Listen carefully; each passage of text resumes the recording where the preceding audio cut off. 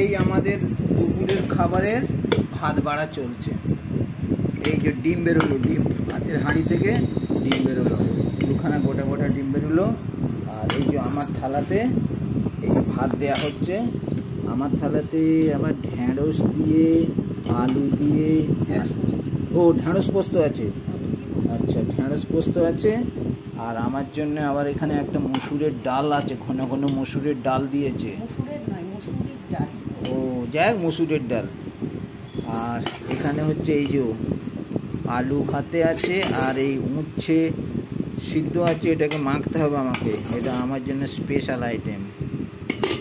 আর এদিকে আছে আলু সিদ্ধ দিয়ে গরম ভাত, তার সাথে হচ্ছে টাটকা গাওয়া ঘি, একদম সুস্বাদু টাটকা গাওয়া ঘি।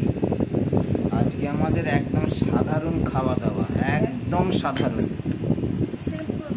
একদম সিম্পল মেনু। দেখি আলুটার খোসাটা ছাড়াই, চন্দ্রমুখী আলু। আচ্ছা এইটা এইখানে ফেলি, ধোঁয়া ওটা ছোট্ট হাঁড়িতে, পুরীর হাঁড়িতে গরম ভাত হলো হয়েছে। এবার আমাদের ডিমটা ছাড়ানো চলছে ওখানে, আর আমার এটা হচ্ছে নুন তেল দেওয়া আছে, আলুটা আর উচ্ছটা মেখে নিই। আচ্ছা আমার ডিম দিয়ে দিয়েছে, ভাতের মাথায় ডিম।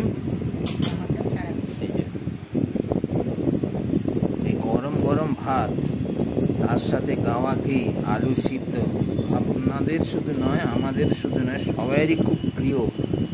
আপনাদের খাওয়ার অভিজ্ঞতা নিশ্চয়ই আছে, আর আমাদের খাওয়ার অভিজ্ঞতা আগেও হয়েছে, আজকে আবার হবে। আর ভিডিওটা যারা দেখছেন লাইক করবেন, শেয়ার করবেন। পাপু রান্নাঘর থেকে ভিডিওটা দেখছেন আপনারা, আর কমেন্টস করবেন। আর চ্যানেলটা সাবস্ক্রাইব করে না থাকলে একটু সাবস্ক্রাইব করে দেবেন।